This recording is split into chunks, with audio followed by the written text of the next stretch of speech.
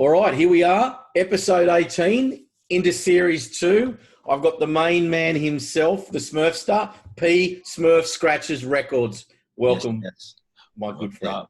Thank you for having me, Mark. I appreciate it. I'm in my own spot, but thanks for giving us a bell. I appreciate it. Looks very cool where you are, my man. I'm loving this. It's the studio / bedroom at this point, but one of the studios. But we painted it, gave it a fresh. What does it say behind you? Smurf Village. And is that your bed underneath it? Yeah, it is, mate. I'm not going anywhere near that subject. No. I'm leaving that there. No, it looks super cool, my man. Super cool. So, 7 minutes max. You know how this works. Before we jump into it, you've got a single coming out, haven't you? I do. We're actually announcing it tomorrow, but it's coming out on the 31st of July with Chris Monkey. Is the producer. We collabed on a 7-inch, so we got a little vinyl. Looking forward to showing everyone. What's it called? It's called The Jump Off, and we got a B-side called Big Bass. I tell you what, I saw the design today, the T-shirt, super cool. Yeah. You're raising that bar every time, my man, raising that bar. We're trying. Sam Clouston is a freak. He's the man covering all design, and he's actually living in the other room, but he's at work today. Or I get his face in here too. But no, he's killing it. So we're looking forward to getting that out, and we got a couple more albums. Well, we got another album and a double EP for the rest of the year with Platypus and Codex and tracks. So well, I don't want you to talk too much about you because this really is about me. Yeah, what you got?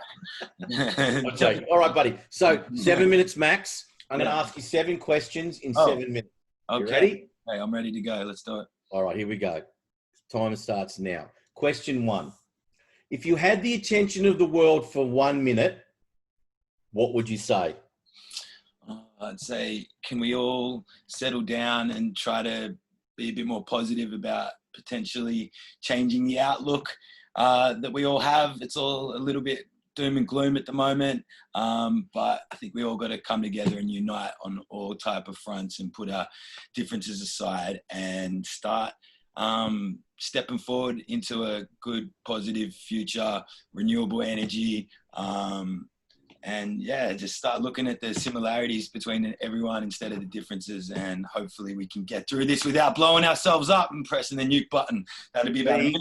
P.Smurf unites the world. You heard it here first. Question 1. Let's do it. All right, done. Question 2. What is the stupidest thing you've done because someone dared you to?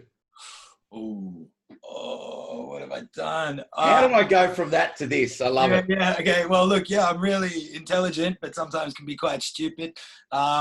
I think Rainbow Serpent just springs to mind. Rainbow Serpent Festival in Melbourne. Able 8 from High Tracks.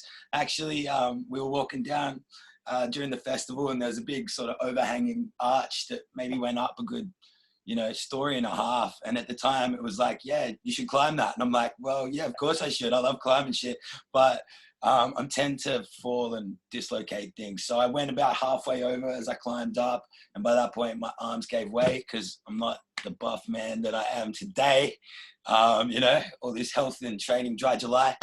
But that was pretty stupid. I fell off and compacted my ankles and my feet and didn't get over that for a while. But I'm sure there's many other things. But I tend not to follow the herd, Don't do it just because they told you to. So and as we've said to you before, you're not Bono from U2. Stop climbing things on stages. Look, I've made a conscious decision to stop climbing shit. I'm an adult now, and it hasn't led to many good places other than the top of trees. So good man. All right. Okay. Question 3. What's something you've tried that you'd never ever try again? I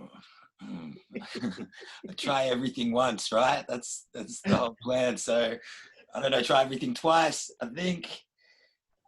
Look, yeah, that's a tough one. I don't like Bundaberg rum anymore, and I might give that up due to many various reasons. I wasn't a big fan of pigeon, actually. I ate pigeon at a restaurant in Melbourne, and yeah, look, we had to give it a go, but it was a bit gamey and a bit weird, and it felt So no to the pigeon. No to the pigeon. Not doing it again. As they said in Faulty Towers, I don't know if you ever watched that, but they used to call it piggy on. Gargoyle. That's it. All right. Okay. Good man. Question 4. You're doing well. 3 minutes. I've never done this in 7 minutes of my life, but maybe with you I will. I can do it. I'm a fast talker. All right, question 4. Okay. What is the best advice you've ever been given? Best advice I've ever given. Yeah.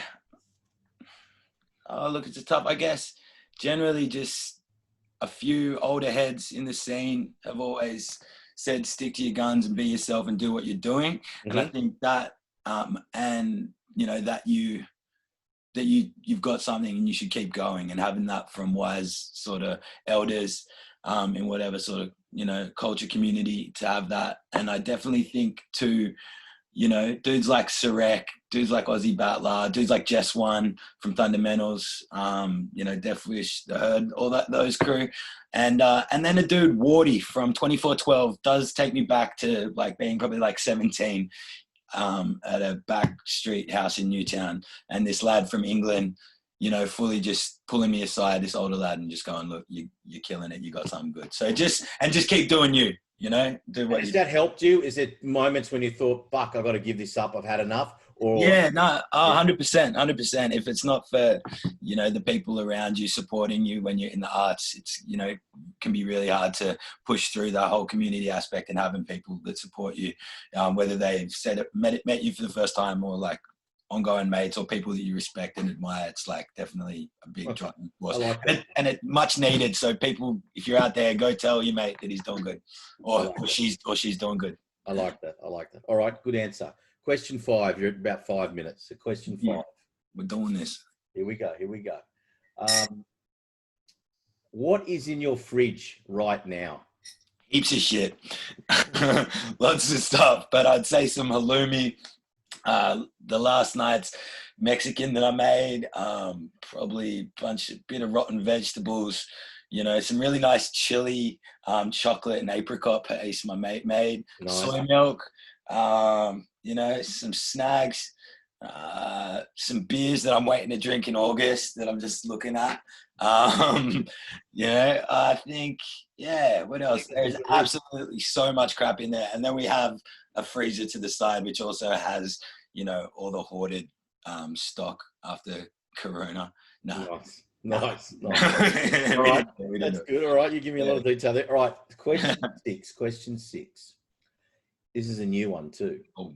If you were walking in a forest and there was no one around, and you came across a hole in the ground and there was a huge ladder sticking out of it, and this beautiful smell of honey was wafting, but you looked in the hole and it was completely black, just the ladder there, would you go in, or would you just keep walking?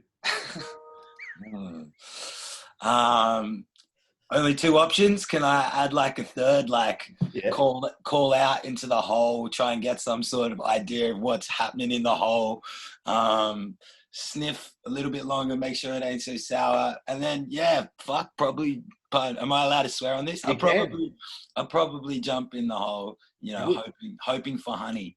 But and it depends on where I'm standing, because if outside the hole ain't that good, then, you know, you might only have one opportunity to jump. I'd be tipping it wouldn't be the first time you jumped in a hole looking for honey. I've done a couple. I've searched for honey before.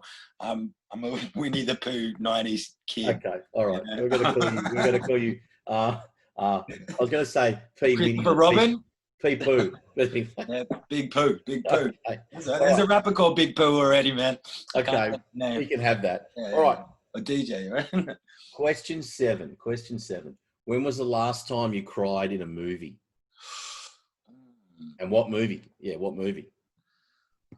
The last time that I did, I'm not sure. I always go back to the idea of thinking, like, when Titanic came on, I actually, you know, I let a few go, and having that as that idea of a movie was like, oh, I was young. Why did I cry in this? Oh, I got all emotional. Lately, I don't know.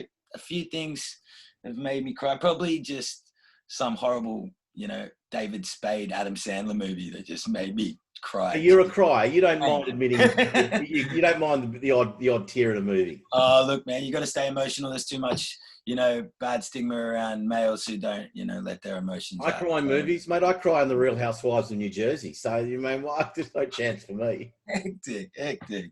Yeah, look, I don't know. Yeah, new school movies. I've just been too busy making the tunes. I haven't been watching enough.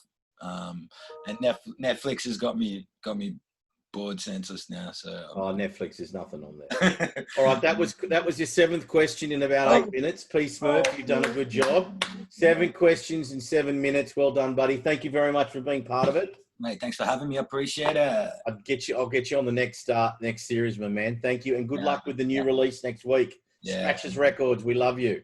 We got it. Peace. Peace, man. Thank you.